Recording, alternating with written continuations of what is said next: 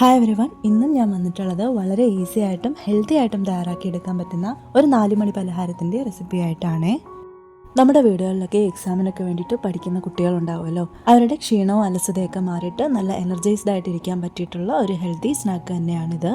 വളരെ കുറഞ്ഞ സമയം കൊണ്ട് വളരെ കുറഞ്ഞ ഇൻഗ്രീഡിയൻറ്റ് കൊണ്ട് എങ്ങനെയാണിത് തയ്യാറാക്കിയെടുക്കുന്നതെന്ന് നോക്കാം. അതിനു വേണ്ടിയിട്ട് ആദ്യം തന്നെ ഞാനിവിടെ എടുത്തിട്ടുള്ളത് ഒരു മീഡിയം സൈസിലുള്ള അരമുറി തേങ്ങ ചിരകിയതാണ്. ഇനി ഒരു പാനിലേക്ക് ഒരു 1/4 കപ്പോളം ശർക്കരപ്പൊടിയാണ് എടുത്തിട്ടുള്ളത്. നമ്മുടെ മധുരത്തിന് ആവശ്യമായിട്ടുള്ള ശർക്കര എടുക്കാം. മധുരം കുറച്ച് കൂടുതൽ വേണമെന്നുണ്ടെങ്കിൽ അല്പം കൂടുതലായിട്ട് എടുക്കാം. ഈ ശർക്കരയിലേക്ക് ഒരല്പം വെള്ളവും കൂടി ഒഴിച്ച് അല്പം തിക്കായിട്ടുള്ള ഒരു പാനിയാക്കി എടുക്കണം. ശർക്കര അല്പം തിക്കായിട്ടുള്ളൊരു പാനിയായിട്ട് കിട്ടിയതിന് ശേഷം നമ്മൾ നേരത്തെ എടുത്ത് മാറ്റി വെച്ചിട്ടുള്ള ആ ഒരു തേങ്ങ ചേർത്ത് കൊടുക്കാം. 2-3 ഏലക്കയും ചേർത്ത് കൊടുക്കാം കേട്ടോ. ഏലക്ക പൊട്ടിച്ച് ചേർത്ത് കൊടുക്കാം. ഏലക്ക പൊടി ഉണ്ടെങ്കിൽ അങ്ങനെ ചേർത്ത് കൊടുക്കാം. ഇനി ശർക്കരയും തേങ്ങയും കൂടെ നന്നായിട്ട് യോജിപ്പിച്ചെടുക്കണം. ഈ സമയം നമുക്കിതിലേക്ക് ഒരു 1/4 ടീസ്പൂൺ നല്ല ജീരകപ്പൊടിയോ അതുപോലെ തന്നെ ചുക്കുപൊടിയോ ചേർത്ത് കൊടുക്കാവുന്നതാണ്. ഞാനിപ്പോൾ അതൊന്നും ചേർത്തിട്ടില്ല, അത് ചേർത്താലും നല്ലതാണ്. ഫ്ലെയിം മീഡിയം ടു ലോ ആയെന്ന് കീപ്പ് ചെയ്യാൻ വേണ്ടിയിട്ട് ശ്രദ്ധിക്കണേ. ശർക്കരയിൽ ഈ ഒരു വെള്ളമൊക്കെ ഒന്ന് വറ്റി തേങ്ങയിലേക്ക് അബ്സോർബ് ചെയ്യുന്നത് വരെ ഇങ്ങനെ കൈയെടുക്കാതെ ഒന്ന് ഇളക്കി കൊടുത്തുകൊണ്ടിരിക്കുക. ഇനി ഇതിലേക്ക് 1 ടീസ്പൂണോളം നെയ്യ് കൂടെ ചേർത്ത് നന്നായിട്ടൊന്ന് മിക്സ് ചെയ്തെടുക്കാം.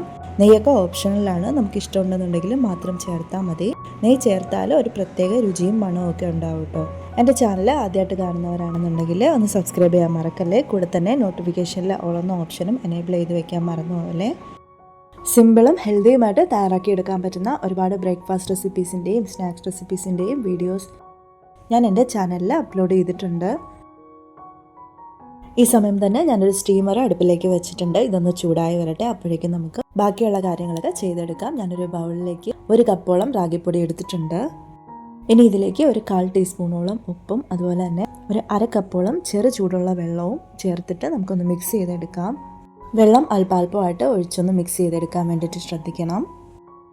റാഗിപ്പൊടി വെള്ളം ചേർത്തെടുക്കുമ്പോൾ ആദ്യം അല്പം ലൂസായിട്ടിരിക്കുമെന്നുണ്ടെങ്കിലും മിക്സ് ചെയ്ത് വരുമ്പോഴേക്കും അത് അത്യാവശ്യം നല്ല കട്ടിയായിട്ട് തന്നെ വരും.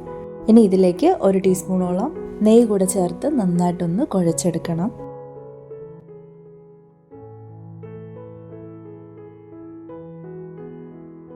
ഇതിപ്പോൾ നന്നായിട്ട് തന്നെ ഞാൻ കുഴച്ചെടുത്തിട്ടുണ്ട്. ഇനി ഇത് നമുക്ക് ഇതിൽ നിന്നും ഓരോ ബോൾസായിട്ട് എടുത്തതിന് ശേഷം നമ്മുടെ കൈവെള്ളയിൽ വെച്ചിട്ട് ഒന്ന് പരത്തിയ ശേഷം നമുക്കിതൊന്ന് ഫില്ലിങ് വെച്ച് കൊടുക്കാം. ഈ ഫില്ലിങ് വെച്ചതിന് ശേഷം നമുക്കിതൊന്ന് ഉരുട്ടിയെടുക്കണം. എല്ലാ ബോൾസിലും ഇതുപോലെ തന്നെ ഫില്ലിങ് വെച്ച ശേഷം ഞാനിതുപോലെ തന്നെ ഉരുട്ടിയെടുത്ത് വെച്ചിട്ടുണ്ട്. സ്റ്റീമർ ഇപ്പോൾ നന്നായിട്ട് തന്നെ ചൂടായി സ്റ്റീമൊക്കെ വന്നിട്ടുണ്ട്.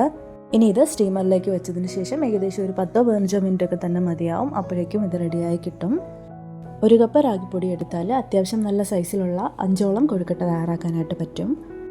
ഇപ്പോൾ ഏകദേശം ഒരു 15 മിനിറ്റൊക്കെ കഴിഞ്ഞിട്ടുണ്ട്. ഇനി ഇതൊന്ന് ഓപ്പൺ ചെയ്ത് നോക്കാം. ഇതിപ്പോൾ റെഡിയായി കിട്ടിയിട്ടുണ്ട്. റാഗിയൊക്കെ ഉണ്ടെങ്കിൽ കുട്ടികൾക്കൊക്കെ ഇതുപോലെ വളരെ ഹെൽത്തി ആയിട്ടുള്ള സ്നാക്സ് ഉണ്ടാക്കി കൊടുക്കാൻ പറ്റും.